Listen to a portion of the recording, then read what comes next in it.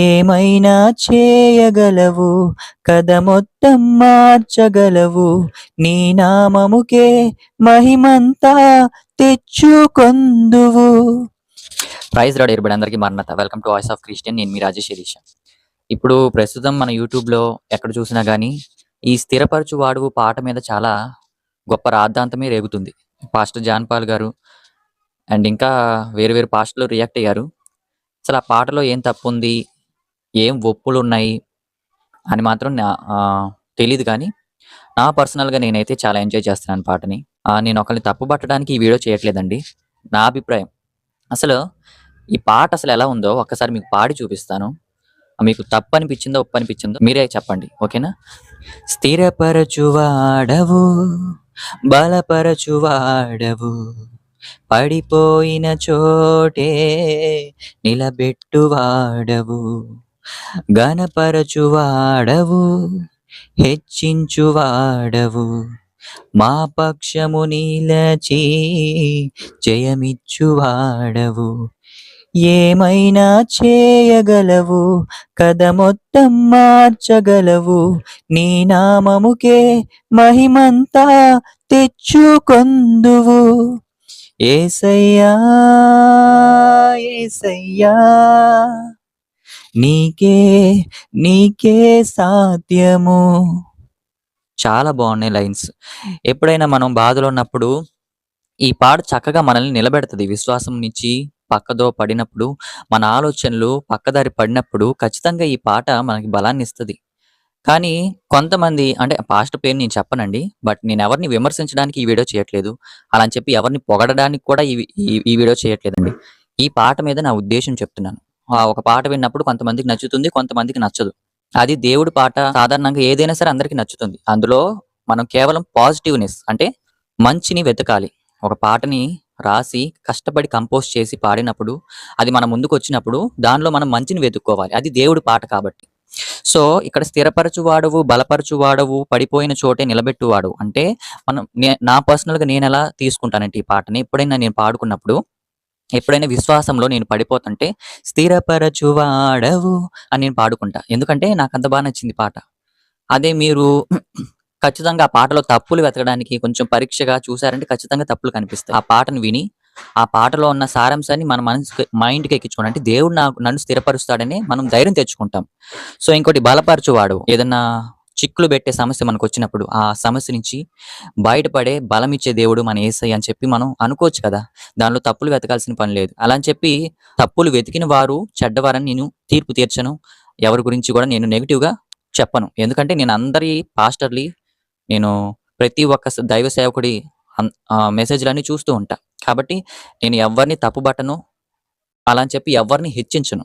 ఎందుకంటే హెచ్చింపబడువాడు దేవుడే కాబట్టి. కానీ మనల్ని పడిపోయిన చోట లేవనెత్తువాడు కూడా దేవుడే. సో కాబట్టి ఈ పాట మనం ఎప్పుడైతే విశ్వాసంలో పాపంలో పడిపోతున్నప్పుడు బలపడాలంటే ఈ పాట మనం హమ్మింగ్ చేసుకుంటూ ఉండొచ్చు మనసులో, లేదా పాట పాడుకుంటూ ఎక్కడికైనా మార్కెట్కి కానీ, లేదా ఎక్కడికైనా స్కూల్కి కానీ, కాలేజీకి కానీ వెళ్తున్న పిల్లలు కానీ, పెద్దలు కానీ ఎవరైనా సరే పాట పాడుకుంటూ వెళ్తాం. అంతేగాని అందులో స్థిరపరచువాడవు, బలపరచువాడవు అంటే నువ్వు తప్పులు చేస్తున్నా ఆ తప్పులో నిన్ను స్థిరపరిచే దేవుడు కాదుగా మన యేసయ్య. అది ఆ మొక్క మనకి తెలుసు. బలపరచువాడు అంటే నువ్వు ఏదైనా చేయలేని కార్యం అంటూ నీ ముందుకు వచ్చింది, దాన్ని నువ్వు చెయ్యాలి, ఎవరి సపోర్టు లేకుండా ఉన్నట్లయితే ఖచ్చితంగా బలపరచువాడు అంటే నువ్వు చేయగలవని బలపరిచే యేసయ్య మన దేవుడు. కాబట్టి ఆ విధంగా మనం అర్థం చేసుకోవచ్చు. పాజిటివ్ గానే చాలా మంది థింక్ చేస్తారు కానీ నెగిటివ్ గా ఏ పాటని థింక్ చేయరు. అది మన క్రైస్తవులు. ఒక క్రైస్తవ పాట వచ్చినప్పుడు ఖచ్చితంగా పాజిటివ్ గానే తీసుకొని బలం పొందుతూ ఉంటారు. సో ఈ పాట ఇంకా ఘనపరచువాడు, హెచ్చించువాడవు అంటే, సో ఇక్కడ ఏంటంటే మనం ఘనాన్ని మనం ఎక్కువగా ఆశించకూడదు. ఎందుకంటే దేవుడే ఘనపరచబడాలి, ఆయనే హెచ్చింపబడాలి. కానీ మనం హెచ్చింపబడాలి అనుకోవడం తప్పు. అలా అని చెప్పి ఈ లైన్ నేను తప్పు పట్టట్లేదు, నా పర్సనల్ గా చెప్తున్నాను. దేవుడే హెచ్చించబడాలి, దేవుడే గణపరచబడాలి. అన్యుల ముందు మనం గణపరచబడకూడదు, హెచ్చింపబడకూడదు. ఎందుకంటే మనం చూసి ఇంకా వాళ్ళకి ఈర్ష్య పెరుగుతుంది కానీ దేవుడి మీద ప్రేమ పెరగదు. కాబట్టి ఈ లైన్ కొంచెం నాకు అటు ఇటుగా ఉంటుంది. కానీ మా పక్షమున నిలిచి జయమిచ్చువాడు, ఇది కరెక్ట్ గానే ఉంటుంది. ఎందుకంటే ఎప్పుడైనా మనం సాతానుతో పోరాటం సాగించినప్పుడు మన పక్షం నుంచి ఆ సాతాను జయించడానికి మనకి జయమిచ్చేవాడు మన యేసయ్య. సో ఇది కూడా పాజిటివ్ గా మనం తీసుకోవచ్చు. ఏమైనా చేయగలవు, కథ మొత్తం మార్చగలవు, నీ నామంకి మహిమంతా తెచ్చుకుందు. ఓకే, మన కథ మారిపోవడం వల్ల ఆయనకి మహిమ రాదు. సో, ఎప్పుడు మహిమొస్తుందంటే, మనం యేసులో విజయాన్ని సాధించినప్పుడు ఆయనకి మహిమొస్తుంది. సో, ఇక్కడ ఈ పాయింట్ మనం గుర్తుపెట్టుకొని, అది మైండ్‌లో పెట్టుకొని పాడితే బావుంటుంది. పాజిటివ్‌గా తీసుకున్న వాళ్ళమవుతాం. సర్వకృపానిధి మా పరమ కుమ్మరి, నీ చేతిలోనే మా జీవమున్నది. మా దేవా నీ ఆలోచనలన్నీ ఎంతో గొప్పవి. మా ఊహకు మించిన కార్యములెన్నో జరిగించుచున్నవి. ఎంత బావుందండి. అంటే మా దేవా నీ ఆలోచనలన్నీ ఎంతో గొప్పవి. నీ చేతిలోనే మా జీవం ఉన్నది. నిజమే కదా! మనకు ఊపిరి పోసిన దేవుడు మన దేవుడు. సో, ఆయన చేతిలో మన జీవం ఉన్నది కాబట్టి, సో, ఇది బానే ఉంది. మా దేవా నీ ఆలోచనలన్నీ ఎంతో గొప్పవి. అంటే మన జీవితంలో చేసే ప్రతి ఒక్క కార్యం గొప్పే కదా! ఆయన ఏది నిర్ణయిస్తే అది గొప్పగానే ఉంటది మన జీవితంలో. మా ఊహకు మించిన కార్యములెన్నో జరిగించుచున్నవి. ఆయన చేతిలో మన జీవితం పెడితే ఆయనే మన జీవితం గొప్ప కార్యాలు మన జీవితంలో జరిగిస్తాడండి. సో, ఈ విధంగా మనం పాజిటివ్‌గా తీసుకోవాలి ఈ చరణం. అంతే దేవుడు ఏదైనా సరే దేవుడు హెచ్చింపబడాలి. మనం తగ్గించబడాలి. ఇంకోటి హ్మ్. నీ ఆజ్ఞ లేనిదే ఇది బావుంటది. ఏదైనా జరుగునా నీ కంచె దాటగా శత్రువుకి సాధ్యమా? మా దేవా నీవే మా తోడుంటే అంతే చాలును. అపవాది తలచిన కీడులన్నీ మేలైపోవును. ఏమైనా చేయగలవు, కథ మొత్తం మార్చగలవు.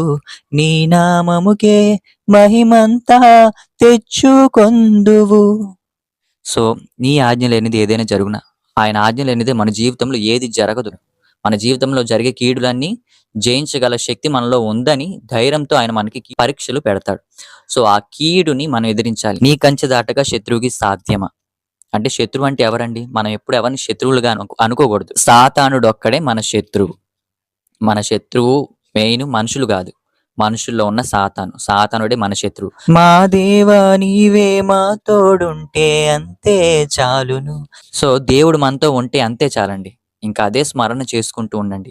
ఆ పాటలో ఉన్న ఈ యొక్క మాధుర్యాన్ని మనం పసిగట్టగలిగినట్లయితే ఎటువంటి నెగెటివ్ థాట్స్ అనేవి మనకి రావండి. అపవాది తలచిన కీడులన్నీ మేలైపోవును. సో, మన జీవితంలో జరిగే కీడులు ఆహ్, రావడానికి దేవుడే అనుమతిస్తాడు. సో, అపవాది కీడులు మనకి పెట్టడు. పెట్టే అధికారం దేవుడు తనకివ్వడు. కాబట్టి ఒకవేళ అపవాది ఎలాంటి కీడులు పెడతాడంటే, దేవునికి దూరం చేసే పనులు. అవే కీడులు. వీటన్నిటిని దూరం చేయడానికి దేవుడు మనకి అండగా ఉంటాడని చెప్పి ఈ లైన్ మనం తీసుకోవచ్చు. చెప్పాను కదండీ! మనం పాడే ప్రతి పాటలో పాజిటివ్‌నెస్ అనేది తీసుకోవాలి కానీ నెగెటివ్ థాట్స్ అనేవి మన మైండ్‌లోకి రానివ్వకూడదు. సో, ఇప్పుడు పాస్టర్స్ అనేవాళ్ళు కొంతమంది దీన్ని ఖండిస్తున్నారు. అంటే దేవుడు తలంపు వల్ల వచ్చిన పాట కాదని, మనుషుల్ని మోసపరిచే ఒక క్రీస్తు అని చెప్తున్నారు. సో, కాబట్టి నేను ఈ పాటని అంత నెగెటివ్‌గా ఏమి చూడలేదండి. బట్ పాట బానే ఉంటుంది. వినడానికి కూడా వినసొంపుగా ఉంటుంది. ఏదైనా సరే దేవునికి మహిమ తెచ్చేలాగా ఉంటే చాలు. ఆ పాటని ఆహ్, ఇంక అంతకు మించి మనకి ఇంకేం కావాలి వినడానికి కానీ, దేవుడికి మహిమ రావడానికి కానీ. కాబట్టి ఒక్కసారి ఈ పాటని అందరూ వినండి. ఏం పర్వాలేదు. బట్ నెగెటివ్ థాట్స్ అనేవి రానివ్వకండి. లాస్ట్ అండ్ ఫైనల్‌గా నేనొక్కటి చెప్తున్నానండి. ఈ పాట ద్వారా మనం నేర్చుకోవాల్సిందేంటంటే దేవుడిని ఎలా గనపరచాలనేది. సో, మెయిన్ అదే పిన్ చేసుకోండి మీ మైండ్‌లో. మనల్ని దేవుడి కన్నా హెచ్చించుకుందాము, ఘనపరుచుకుందాము, ఆకాశానికి ఎగిరిపోదాం అనే మైండ్‌తో మాత్రం ఈ పాటను వినొద్దు. దేవుడికే ఘనత, దేవుడికి మహిమ రావడానికి ఈ పాట వినండి. అప్పుడు దేవుడు మిమ్మల్ని ఆశీర్వదిస్తాడు. ఈ పాట యొక్క సారాంశాన్ని అలా పాజిటివ్‌గా థింక్ చేయండి. అంతేగాని కేవలం దేవుడిని పక్కన పెట్టేసి మీ యొక్క కోరికలు, మీ యొక్క ఆలోచనలు, మీ యొక్క లోకపరమైన కోరికలన్నీ తీర్చుకోవడానికి, అవి సఫలవంతం అవ్వడానికి దేవుడు తోడుగా ఉంటాడు అని ఆలోచనతో ఈ పాట వినొద్దు. వింటే గనక మీకు నెగెటివ్‌గానే ఉంటది ఈ పాట. కేవలం దేవుడిని ఉద్దేశించి, దేవుని ఘనపరిచేలాగా దేవుని మీద ఆనుకొని ఉంటే దేవుడు ఏ విధంగా సహాయం చేస్తాడా అనే పాజిటివ్ ఉద్దేశ్యం ఉంటే ఖచ్చితంగా ఈ పాట వినండి. మీకు నచ్చుతుంది. సో, ఇదండి నా అభిప్రాయం. ఆహ్, ఇంక మిగతా పాస్టర్‌లు గాని, ఇంకెవరేమన్నారు అనుకుంటున్నారో నాకైతే అనవసరం. కేవలం నేనైతే ఈ పాటను విని దేవుడిని గనపరుస్తూ ఉంటాను కూడా. సో, ఇదండి ఈ వీడియోలో నేను చెప్పదలుచుకున్నది. మీకెలా అనిపించిందో కామెంట్ సెక్షన్‌లో కామెంట్ చేసేయండి. ఈ వీడియో కనుక మీకు నచ్చినట్లయితే లైక్ చేసి ఆహ్, ఈ ఛానెల్ ఖచ్చితంగా సబ్స్క్రైబ్ చేసుకోండి. మిమ్మల్ని బలపరచడానికి నేను ఎంతగానో ట్రై చేస్తున్నాను. మీ యొక్క సపోర్ట్ నాకిస్తారని ఆశిస్తున్నాను. నెక్స్ట్ వీడియోలో బైబిల్ దృక్పథంతో మరొక అంశంతో మీ ముందుకొస్తానండి. ప్రైజ్ ది లార్డ్ అండి. అందరికీ మరణాత.